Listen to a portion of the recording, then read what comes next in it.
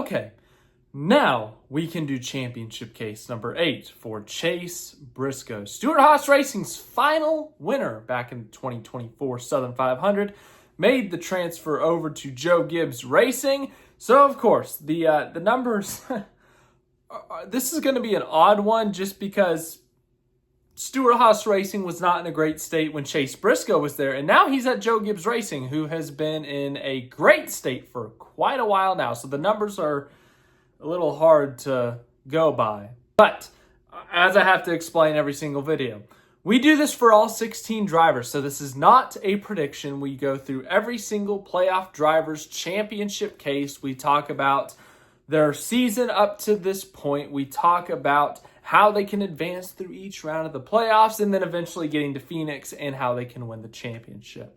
So, Chase Briscoe, what has he done in his first season with Joe Gibbs Racing? Well, he's already won a race. He won at Pocono back in June. He has 10 top fives, which is it's third most in the league, believe it or not. 12 top 10s.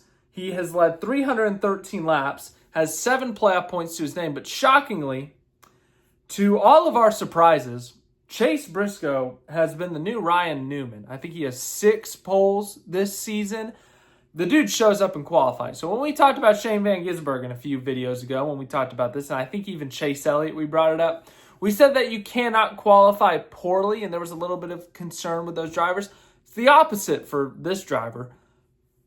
Dude, just keep doing your thing in qualifying. Put yourself in position for stage points early on, and you're good to go. So, Chase Briscoe, he's got this qualifying thing down with Joe Gibbs Racing. But as I said, we're going to go round by round, talk about Chase Briscoe's advancement or how he can advance and eventually make that final race at Phoenix. Once again, the numbers are going to be harder to break down because he was at Stewart-Haas Racing for so long, and Stewart-Haas Racing was quite not great at the time he was there.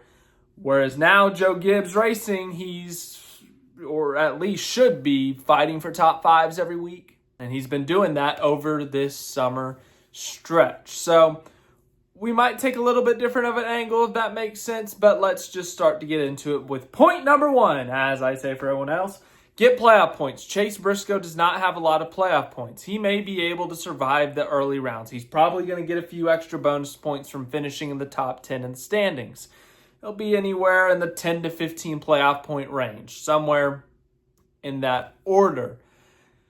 That's not a big gap. You can't afford a bad race early, but even if Briscoe were to win at Richmond, win at Daytona, maybe even pick up a stage win somewhere there, well, that may get you through the first round. Heck, it may even get you enough to get through the second round, but it's that third round where it's really going to hurt when you got guys like Larson, Byron, Bell, Hamlin, who all are going to have 25 30 plus playoff points. So Chase Briscoe, get yourself some playoff points to help yourself advance. First track in the playoffs, Darlington. Chase Briscoe is the defending Southern 500 winner. Picked up Stewart-Haas Racing's last Cup Series victory in this Crown Jewel event. This is a track he has actually done very well at. Scored top 5s in both races there in 2024 with Stewart-Haas Racing. Now, outside of that, he has not scored a single top 10 at Darlington, but when we look at his Xfinity Series days, remember he was quite good there in his Xfinity Series days when he was at top tier equipment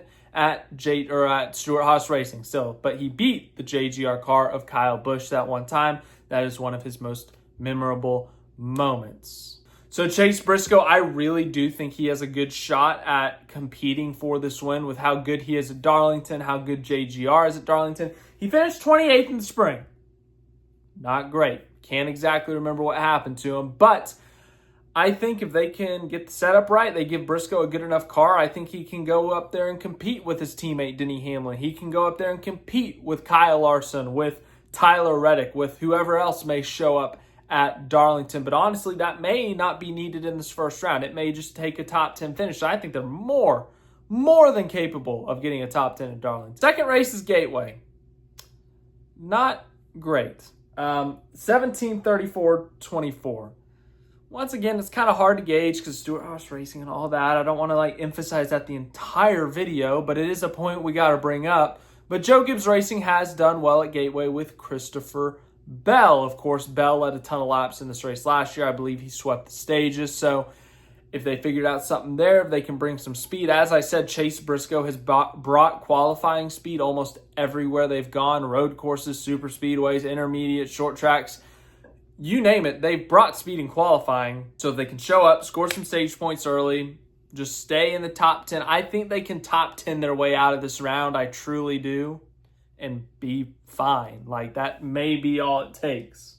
Even if one of those they slip up and they finish, I don't know, 16th, 17th. Like, I think they can get through to the round of 12. In Bristol, he scored top 10s in his last 2 starts at Bristol, including a fourth place finish in the spring. Joe Gibbs Racing, once again, has been strong at Bristol. Bell's led a ton of laps there. Denny Hamlin's won there a bunch. Even Ty Gibbs, who's yet to win a Cup Series race, he's led a bunch of laps at this racetrack. So I think Briscoe, they're going to have speed at Bristol. They're going to be up there. Once again, they could double top 5 in this round with Bristol and Darlington. And obviously, that would be more than enough to get them through to the second round. Briscoe at New Hampshire. He has 2 top 10 finishes at this track, including a runner-up in this race last year. Back to the previous point, Joe Gibbs Racing has been very strong at New Hampshire. Denny Hamlin's won at this racetrack before. Christopher Bell owns this racetrack. Like, this has been a very good track for Toyota, for JGR. So Briscoe, and remember the 19 team, I believe this was Truex's last win. So this 19 team has won at New Hampshire in the next gen car. So they should theoretically know what to do at this track.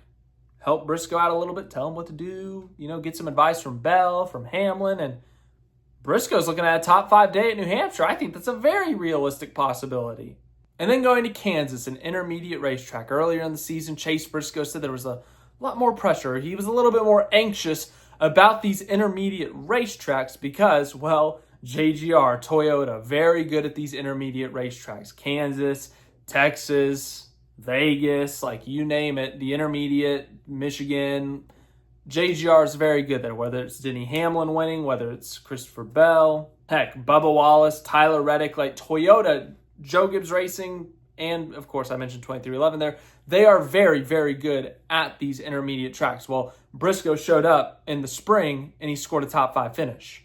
Now, outside of that, he has not scored a top 10 at Kansas, but they have the potential. They could be there at the end of the day, and I think a top 5, once again, is a very real possibility, and it could be the second straight round where if you can just simply top 5 these first 2 races, and that sounds so easy, but it's not. If they can get a top 5 in these first 2 races, all they got to probably do at this point is get stage points at the Roval, and they're good to go. Now, if they have a bad race, let's say New Hampshire doesn't go their way, they finish in the 20s, they have a DNF or something, and they have to perform well at the Roval, Briscoe's Roval numbers do not back him up. He has 1 top 10. In fact, he only has 1 top 20. He was a 9th place finish in 2022. But Briscoe and the 19 team have actually really picked it up on the road courses as of this summer. A 5th at Watkins Glen, a runner-up at Sonoma, a top 10 at Mexico. Like, they have really actually performed quite well on the road courses this season. Running top 5, not a bad opportunity. It's a pretty good opportunity for them. Now, obviously, if it comes down to a must-win, as I've said with everyone else, that's going to be a tough position because we're assuming SVG is going to win this race. But if Briscoe has a bad race in New Hampshire or Kansas, top 5's the other, then they could go out and perform top 5 again. They've shown it multiple times at the road courses this year that they have the speed, they have the capability to finish up front. And that, once again, it may only take 2 top 5s in this round to advance. Then we get to the round of 8. This first race for Chase Briscoe. Oh boy, he only has 1 top 15. It was a top 5 at least. It was a 4th place finish in the fall of 2022. Vegas has not treated him well. Now, once again, the Stewart-Haas Racing equipment at the intermediates was not great, especially in the next-gen car. But even in the spring, a 17th place finish. If I remember correctly, I think all of JGR was slightly off in that race. Like, Hamlin, I don't think was anywhere to be found. I think that was the race that ended Bell's 3-race winning streak, and I think he finished 12th or something, so he wasn't even up there. I mean, this was a race that JGR shockingly struggled at. But as I said, if we're going off history, if we're going off the normal numbers at these intermediate tracks, Toyota's really good at these intermediates, whether it's 2311 or JGR. Christopher Bell has led so many laps in this fall race at Las Vegas. He's won poles at Las Vegas. There's no reason Chase Briscoe shouldn't be up there competing for a top 5, the win, potentially, if things work out. I mean, technically, I don't know what we want to identify Pocono as, but that's kind of an intermediate in a sense. So Briscoe's had speed there. They won there. What's to say they couldn't go out and win at Las Vegas? Now, Talladega and Martinsville. Talladega, a little bit surprised by those numbers. Only 2 finishes of 30th or worse. And in fact, those 2 finishes 30th or worse are the only 2 finishes he's had outside of the top 15. So somehow, some way, he finds a way to finish at Talladega. Now, once again, Talladega does not pick and choose who wrecks in whatever. So there is that randomness. You may get involved in a crash. Things may happen. And at this point, as I said, they don't have a lot of playoff points to their name. They cannot afford a bad race in this round. If they want to point their way in, they may need a top 5, 2 of the 3. In Talladega, they may just need to simply survive, like a top 15. Might be enough, but you got to assume other playoff guys are going to survive this race. But for Briscoe, I think a top 10 finish is very realistic here. I mean, once again, there's the randomness of Talladega. He could very well go out and win this race, to all we know. Like, I don't know what's going to happen here. But then we go to Martinsville. He only has 3 finishes at Martinsville outside of the top 10, and that's in 9 starts, so not a bad fraction. So Chase Briscoe's really good at Martinsville, constantly in the top 10. He led over 100 laps in the spring of 2023. He's a pretty good at these short tracks. We talked about that top 5 at Bristol. He has a win at Phoenix, which kind of races like a short track. So Briscoe, I feel like he could be a sneaky underdog or kind of fly under the radar at Martinsville in terms of competing for the win. Now, it's going to be tough to beat Ryan Blaney, Denny Hamlin, Chase Elliott, the other Hendrick guys like Larson and Byron, but Briscoe in a JGR car, if it comes down to it, I could see him winning at Martinsville.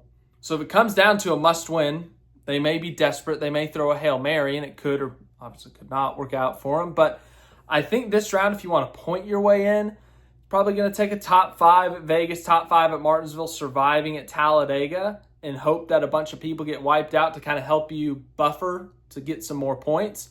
If it comes down to a must-win or needing to win, I would say Martinsville would be my pick for Briscoe. His numbers don't lie there. Even at Stewart-Haas Racing, when that team was struggling, he still found a way to top 5, top 10, lead a bunch of laps. I think he has a legit shot there. And it comes down to qualifying for track position, and they know how to qualify.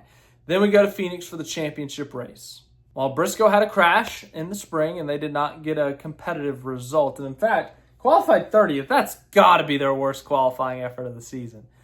He's won here. It was his first career win back in 2022. Chase Briscoe at Phoenix. The 19 team has won at Phoenix. Joe Gibbs Racing, when we talked about Christopher Bell, I said he was the best shot to take down the Team Penske dominance at Phoenix. Well, Briscoe in a Joe Gibbs Racing equipment has won at Phoenix before. Could he maybe be second in line, third in line, have a shot? If he makes it to that Final Four, he has a chance. That's all that matters, but I don't think we can underestimate Briscoe at Phoenix. He could be a sleeper to make the Final Four, honestly, right now with how well this summer stretch has gone for him. But they got to keep it up in the playoffs. First round, I think they should be good, but you can't afford anything catastrophic because of the lack of playoff points. Same thing goes for round 2. I think they should be able to advance unless something catastrophic happens. They don't have the points to lean on.